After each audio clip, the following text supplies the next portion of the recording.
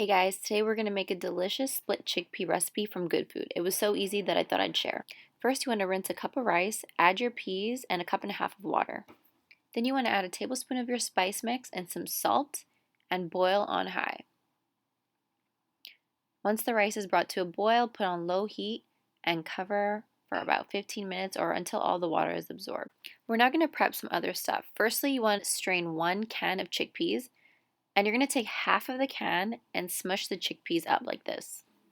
You're then going to squeeze some fresh lime for taste and put this dish aside as we'll use it later. We're going to prep some veggies. We're going to cut the ends of some string beans. This recipe didn't include onions, so we chopped some onions, some cilantro, some ginger, and some garlic. Also, GoodFood provided all these ingredients, but I did add some extra stuff to the recipe. So our first step is to fry the onion, ginger, and garlic on high heat with some olive oil. We're only going to use half the ginger and garlic that we cut because we're going to use the rest later. Then you add a spoon of tomato paste, the chickpeas that we didn't smush, and the chickpeas that we did smush, so that equals to a full can. 1 full can of coconut milk. Mix it up. Add another tablespoon of the spice mix, which once again is coriander, cumin, garlic, ginger, salt, turmeric, and paprika. I also added some onion powder and some chili flakes for some spice. Let it simmer on medium-low for about 8 minutes.